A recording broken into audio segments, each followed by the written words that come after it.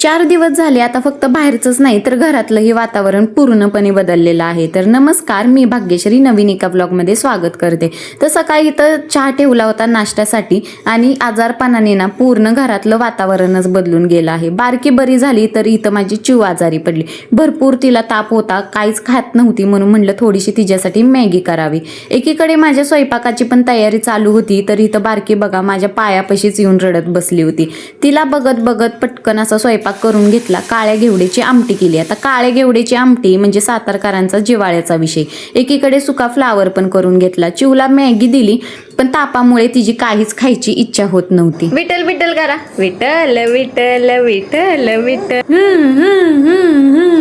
आता लेक आजारी आहे म्हणल्यानंतर वडिलाचा जीव थोडीच राहणार आहे. लगेच तिच्या आवडीचे ना अहो येताना फ्रुट्स घेऊन आले. तर असा खायचा होता आजचा दिवस. तर चला भेटूयात पुढच्या व्लॉगमध्ये. तोपर्यंत बाय बाय.